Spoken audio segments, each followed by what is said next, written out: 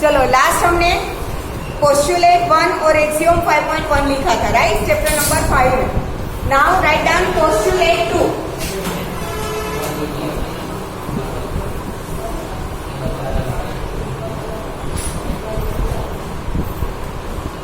Postulate 2,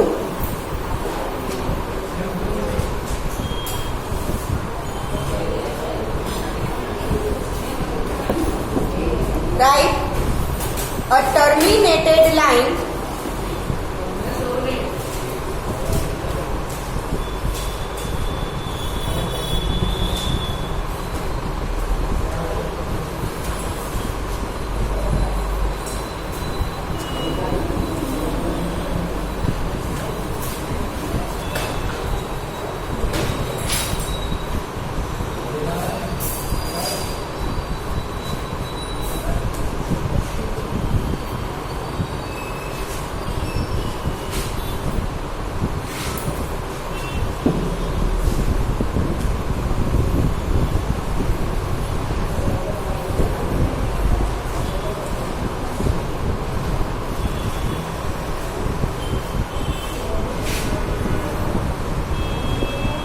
Postulate 2, a terminated line can be produced indefinitely। यहाँ पे terminated line का मतलब है लाइन सेगमेंट। terminated line का मतलब क्या है? Line segment. a terminated line can be produced indefinitely, मतलब कि हमारे पास ये लाइन सेगमेंट है, मानो कि लाइन सेगमेंट PQ, ठीक है। a terminated line that means line segment means उसे अपने दोनों साइड से टर्मिनेट कर दिया है, ब्रेक कर दिया है, अब इतना ही टुकड़ा हमारे पास है। लाइन कैन बी प्रोड्यूस्ड इंडिफाइनाइटली, इसे आप आगे खींचकर दोनों साइड से इंडिफाइनाइटली प्रोड्यूस कर सकते हो। प्रोड्यूस मतलब उसे आगे ले जाना, ठीक है। लाइन सेगमेंट को आप लाइन में कन्वर्ट करो तो वो दोनों साइड इंडिफाइनाइट डिस्टेंस तक आगे जाएगी, ठीक है। तो terminated line can be produced indefinitely. Now postulate 3, postulate 3, write down, a circle can be drawn with any center and any radius।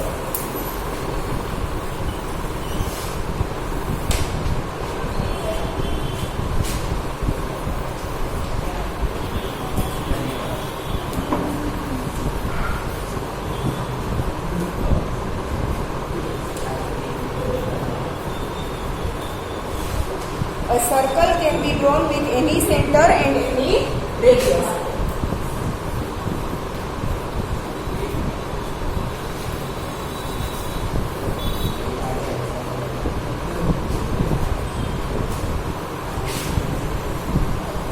Circle can be drawn with any center and any radius। हमारे पास ये surface है, ठीक है। तो ये surface में कहीं कोई भी जगह को मैं सेंटर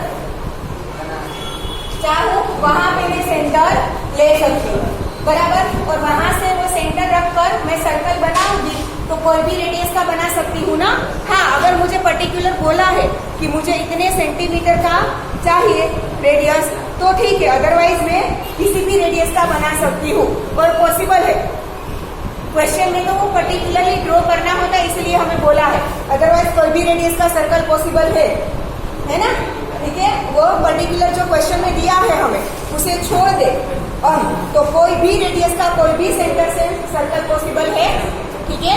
तो circle can be drawn with any centre and any radius. Postulate 4, all right angles are equal to one another। Postulate 4, all right angles are equal to one another।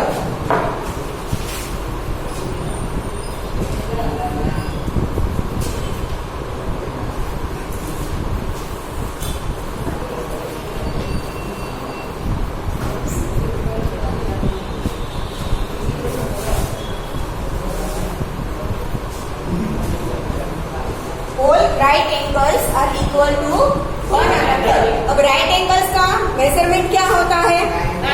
90 degree. तो सारे राइट एंगल का measurement 90 degree होगा, तो सारे right angles एक दूसरे से equal ही होंगे, ठीक है, all right angles are equal to one another. Postulate 5.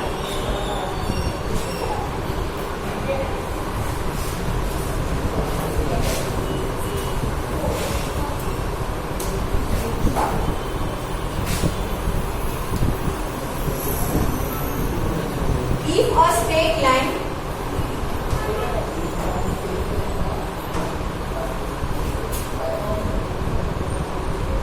falling on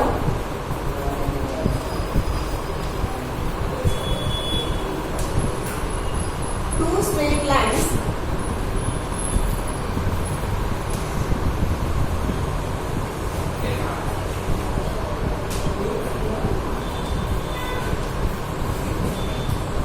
makes the interior angles on the same side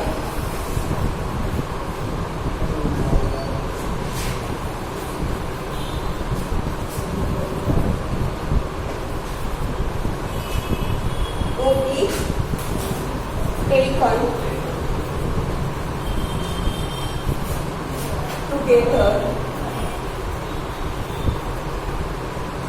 less than two right angles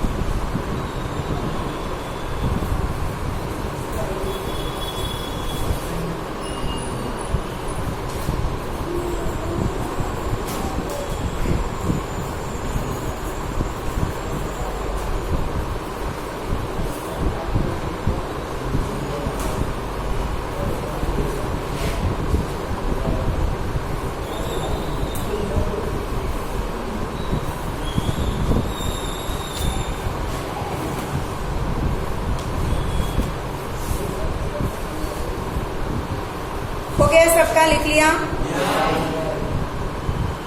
If a straight line falling on two straight lines makes the interior angles on the same side of it taken together less than two right angles, then the two straight lines if produced indefinitely meet on that side on which the sum of angles is less than two right angles. Two right angles मतलब हम यहाँ पे लेंगे 180 degree. One right angle मतलब 90 degree, to right angles मतलब 180 degree. यहाँ पे क्या बोला है देखो, if a straight line falling on two straight lines, ठीक है.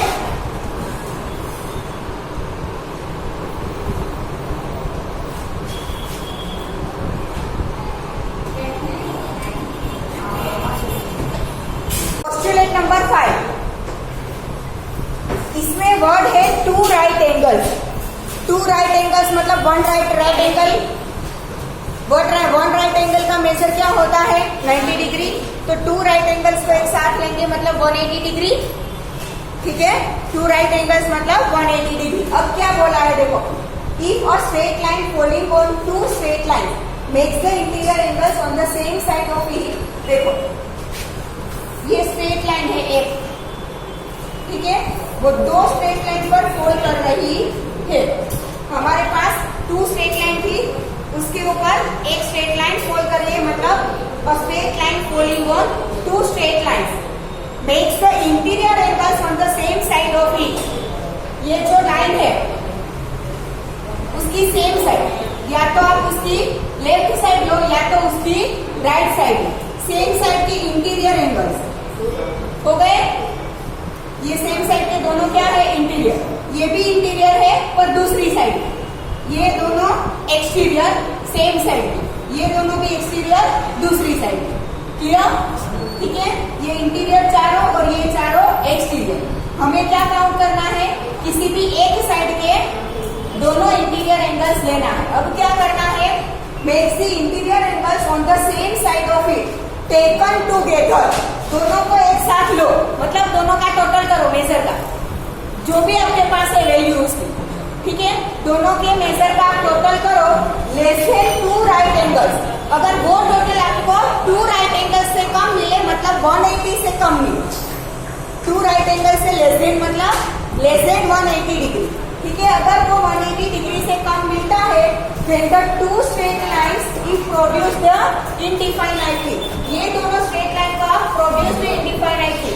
आगे आगे अगर आप लेते जाओ, meet on that side on which the sum of angles is less than 2 right angles. दोनों साइड, इस तरफ भी आप उसे प्रोड्यूस करो, इस तरफ भी प्रोड्यूस करो। ये दोनों लाइन को आप दोनों तरफ प्रोड्यूस करो, तो ये दोनों लाइन उस तरफ मीट होगी जिस तरफ सम है वो 2 राइट एंगल से लेस देन है। आ रहा है समझ में क्या बोलना चाहते हैं? मैं ड्रॉ करके आप पूरा समझाती हूँ।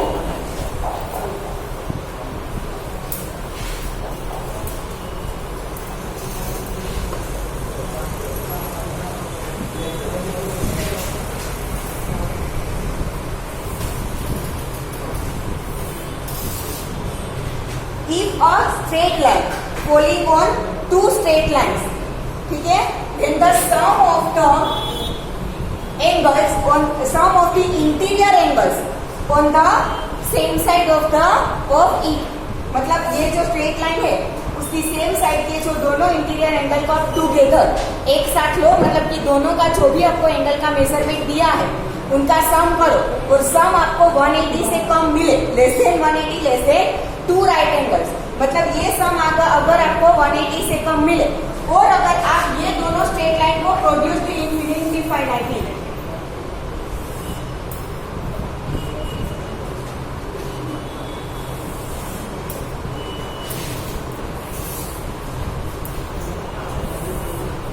अभी भी आगे चलती ही जाएगी, इस तरफ भी और इस तरफ।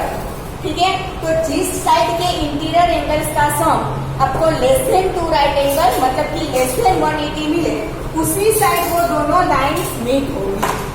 क्लियर हुई? इस साइड मीट आया समझ में? ठीक है, if a straight line falling on 2 straight line makes interior angles on the same side of it मतलब ये, ठीक है, taken together is less than 180 मतलब less than 2 right angles, then if 2 straight lines are produced infinitely meet on that side of it where 2 interior angles make together less than 180 और less than 2 right angles। ठीक है, interior angle का आप सम करो, इन दोनों का सम करो, फिर इन दोनों का सम करो। आपको जिसका सम लेस देन 180 मिले ना, उसी साइड ये दोनों लाइन मीट होगी।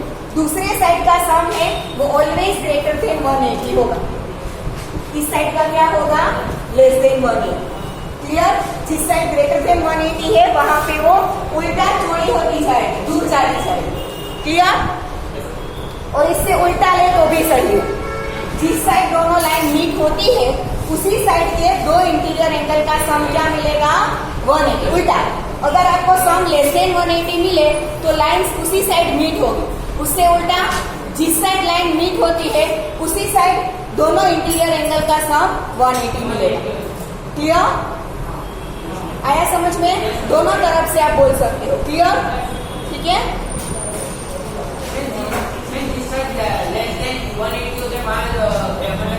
उसी साइड दोनों लाइन्स मीट होगी, उसकी ऑपोजिट साइड उल्टा वो दोनों ज्यादा से ज्यादा सेपरेट होती जाएगी। क्लियर?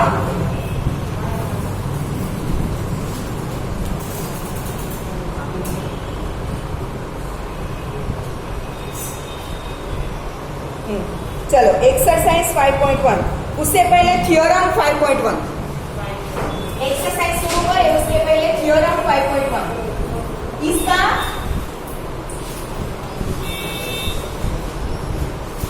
थ्योरम 5.1 का आपको कोई भी कैलकुलेशन देने की जरूरत नहीं है, ठीक है।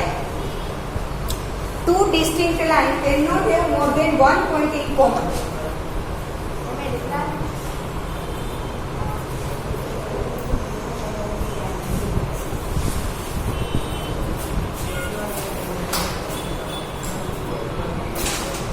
लिखना है हाँ।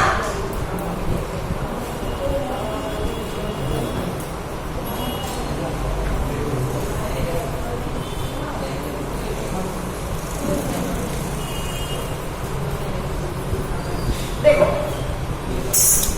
Two distinct lines can not have more than one point in common. दो आपके पास अलग अलग, डिस्टिंक्ट मतलब दो अलग अलग लाइन है, उन दोनों में सिर्फ एक ही पॉइंट कॉमन हो सकता है, उससे ज्यादा कभी नहीं। देखो, आपके पास दो लाइन है, दोनों में ये पॉइंट कॉमन होगा।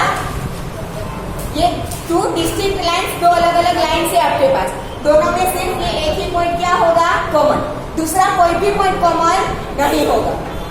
आ रहा है समझ में, ठीक है। क्योंकि ये लाइन को आप इंडिफाइनाइटली आप स्प्रेड कर दो दोनों साइड, या तो इसे स्प्रेड कर दो, कभी मिलेगी एक दूसरे से। एक बार यहाँ पे मिल गई, उसके बाद नहीं मिलेगी। तो two distinct lines can not have more than one point in common, ठीक है। या तो एक पॉइंट कॉमन हो सकता है या तो एक भी नहीं। अगर दोनों लाइन एग्जैक्टली पैरेलल होती है एक दूसरे से, तो दोनों में कुछ भी कॉमन नहीं होगा, ठीक है। अगर पैरेलल होती है तो कुछ भी कॉमन नहीं होगा, तो 0 पॉइंट इन कॉमन। बट अगर एक दूसरे से इंटरसेक्ट होती है, then 1 point in common. Clear? कभी भी 1 से ज्यादा, not more than 1।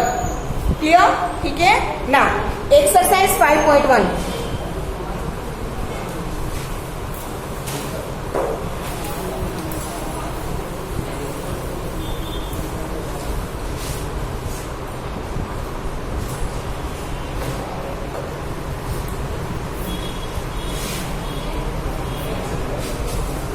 Question number 1 is,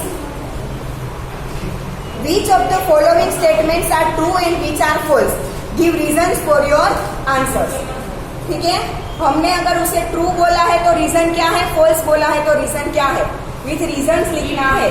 और ये चैप्टर में से ऐसे ही क्वेश्चन ज्यादातर आते हैं, क्योंकि ये देखे तो वैसे सारा चैप्टर थ्योरेटिकल ही है, ठीक है। कैलकुलेशन है पर बहुत कम है, 2 या 3 क्वेश्चन ही है, ठीक है। तो अगर पूछा जाए तो इस टाइप के क्वेश्चंस पूछे जाते हैं, सिर्फ ट्रू या फॉल्स लिख के आना नहीं है, उसका रीजन भी देना है। क्वेश्चन में अगर लिखा है कि give reasons for your answer, then reason देना कंपलसरी है। अगर नहीं लिखा है देन आप सिर्फ ट्रू या फॉल्स कर दो तो चले। Clear? 1 is, only one line can pass through a single point. False. Only one line can pass through a single point. Axiom 5.1 निकालो। Axiom 5, पहले तो ये सेंटेंस फॉल्स है, सेंटेंस फॉल्स है।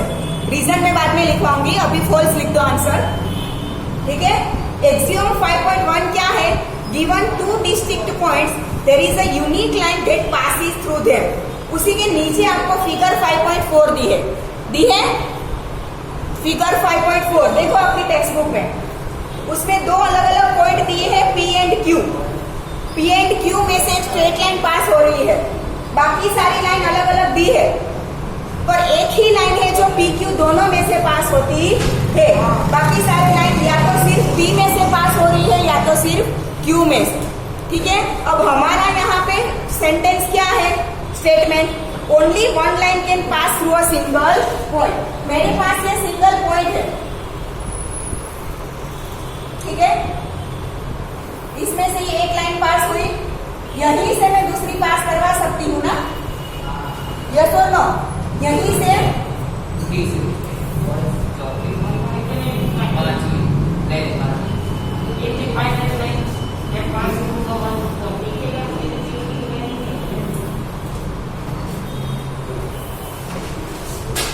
ऐसे तो मुझे कितनी लाइन मिल सकती है? Infinite lines, not indefinite. Indefinite का मतलब होता है कभी खत्म ना होने वाली लेंथ, ठीक है। और इनफाइनाइट मतलब कि जिस नंबर की हम कभी काउंटिंग नहीं कर सकते। क्लियर? तो indefinite and infinite both are different words. Clear? जब नंबर के बारे में बोलना हो तो इनफाइनाइट, जब लेंथ के बारे में बोलना हो तो इनडिफाइनाइट। ठीक है। आगे हमने पोस्टुलेट एक्सियोम्स लिखे, उसमें हमने लिखा है प्रोड्यूस्ड इनडिफाइनाइटली, मतलब लाइन को आप कितना भी लंबा खींच लो, दैट इज इनडिफाइनाइट। क्लियर? बराबर। यहाँ पे इनफाइनाइट, क्योंकि सिंगल पॉइंट में से infinite number of lines pass हो सकती है। तो स्टेटमेंट क्या है? फॉल्स। रीजन लिखो, infinite number of lines, infinite number of lines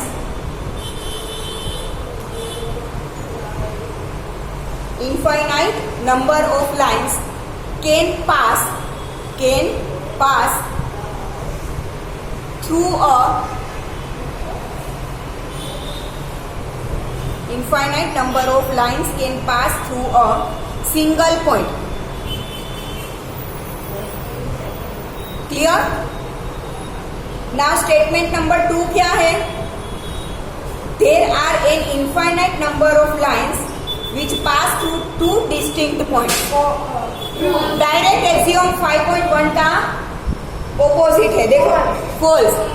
axiom 5.1 में हमने क्या पढ़ा था कि टू डिस्टिंक्ट पॉइंट में से सिर्फ एक ही लाइन पास हो सकती है।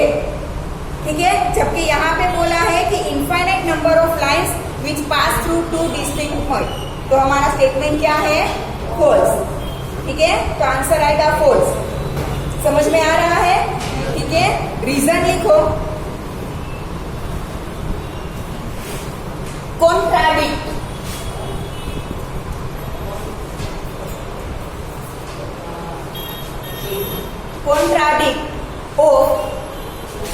कॉन्ट्राडिक्ट मतलब ऑपोजिट, उससे ऑपोजिट करने वाला, उससे मेल नहीं खाने वाला।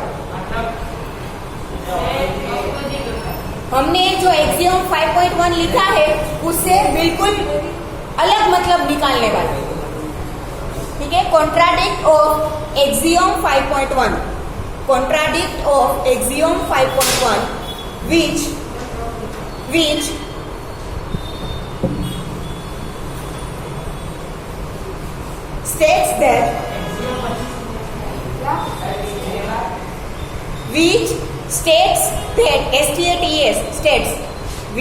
states that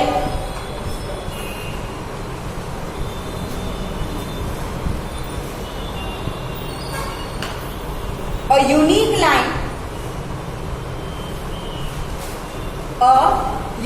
line is there, a unique line is there which passes through two distinct points, which passes through two distinct points. Clear? ठीक है। टू डिस्टिंक्ट पॉइंट में से सिर्फ यूनिक लाइन पास हो सकती है, not infinite number of line. Clear? ठीक है। तो हमें जो ये स्टेटमेंट दिया है वो एक्सियोम 5.1 का क्या है? कॉन्ट्राडिक्ट है। ठीक है। चलो, जो कि ट्रू नहीं है। Number 3, a terminated line can be produced indefinitely on both the sides. True. Postulate 2 वही तो है ना? ट्रू लिखो। रीजन में क्या लिखोगे? ट्रू। रीजन लिखो पोस्टुलेट 2 बस, क्योंकि हमें जो स्टेटमेंट दिया है वही कॉपी है तो दूसरी बार लिखने की जरूरत नहीं है। रीजन क्या लिखेंगे? पोस्टुलेट 2।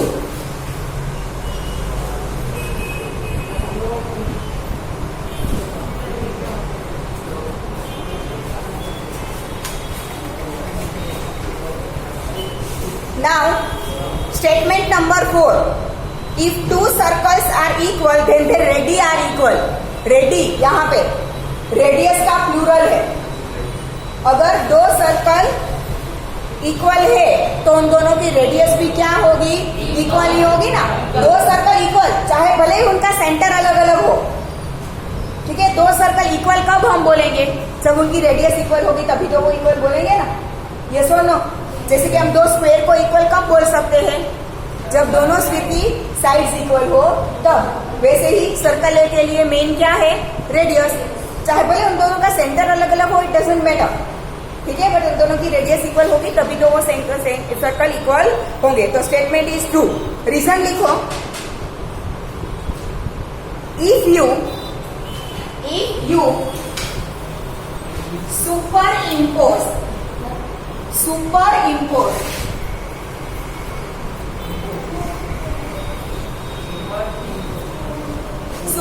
का मतलब क्या होता है वो मैं समझाती हूँ, फिर पहले पूरा रीजन का स्टेटमेंट लिख लो, उसके बाद पूरा समझाऊं। If you superimpose the region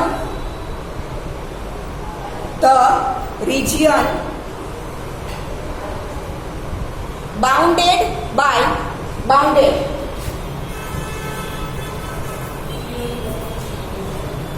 if you superimpose the region bounded by one circle bounded by one circle on the other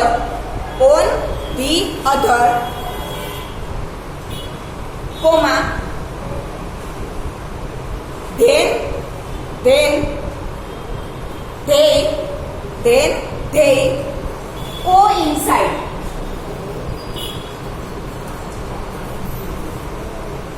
then they coincide.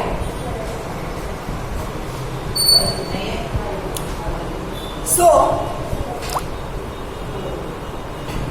their centers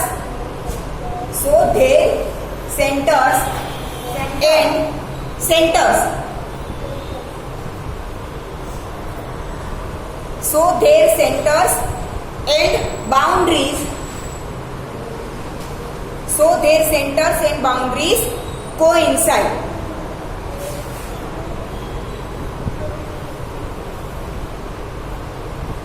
Therefore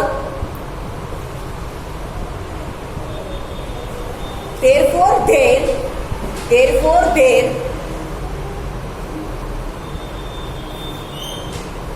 ready RADI statement में book में दिया ही है, देखो ready. then their ready also coincide. अब also coincide, अब ये statement पूरा मैं समझाती हूँ। हमने जो रीजन में लिखा है वो पहला क्या लिखा है? If you superimpose the region bounded by the circles on the other, ठीक है, आपके पास दो सर्कल है, मानो कि कार्डबोर्ड में से आपने दो इक्वल सर्कल काट के लिए है, ठीक है, वो पूरा सर्कल आप लोगे मतलब वो उसका पूरा रीजन होगा। अब एक रीजन के ऊपर आप दूसरा रीजन क्या कर रहे हो? Super impose. मानो कि वो भी ये है मेरे कार्डबोर्ड के दो सर्कल, ठीक है। अब मैं दोनों सर्कल को सुपर इम्पोज करती हूँ, मतलब कि ये पहले सर्कल पे ही मैंने वापिस से दूसरा सर्कल रख दिया, एक के ऊपर दूसरा सर्कल रख दिया, दोनों की साइज एकदम सेम थी, ठीक है। तो सुपर इम्पोज बोलते हैं उसे, bounded by one circle on the other, then they coincide. दोनों कोइंसाइड हो गए मतलब कि एग्जैक्टली एक दूसरे के ऊपर आ जाएंगे, ना ही कोई छोटा होगा ना ही कोई बड़ा होगा। कोइंसाइड का मतलब क्या होता है? एग्जैक्टली एक दूसरे के जैसा होना, ठीक है। Then they coincide, so their centres and boundaries coincide.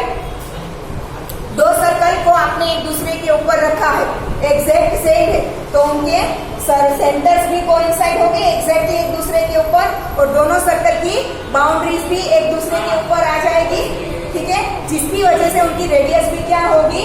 Coincide होगी और सेम होगी। क्लियर? आया समझ में? नेक्स्ट स्टेटमेंट क्या है? Statement number 5। In figure 5.9, if AB is equal to PQ and PQ is equal to XY, then AB is equal to XY। हमने Euclid के 7 एक्सियोम लिखे थे, 7 या 8 कितने लिखे थे? शायद 7 लिखे थे। उसमें एक्सियम नंबर 1 लिखा था, if a thing is equal to the same thing,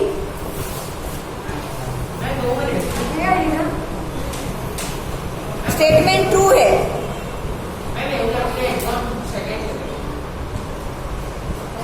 statement true है। रीजन में लिखो, हाँ 5 का रीजन में लिखो, things which are equal to the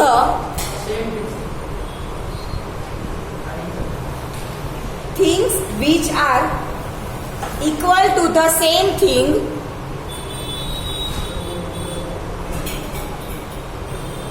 are equal to one another.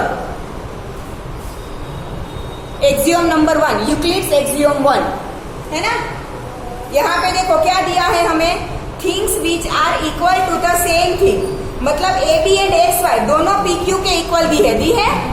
Statement में देखो A B is equal to P Q and P Q is equal to X Y, मतलब A B and X Y ऐसे है कि जो दोनों एक साथ पी क्यू के इक्वल है, ठीक है। Then A B and X Y भी इक्वल होंगे थिंग्स। तो पहला वर्ड है थिंग, वो हमारा यहाँ पे क्या आएगा, A B and X Y, things which are equal to the same thing, वो सेम थिंग हमारा यहाँ पे क्या है, पी क्यू, ठीक है। Are also equal to each other, मतलब A B and X Y भी ईच अदर से क्या होगी, इक्वल।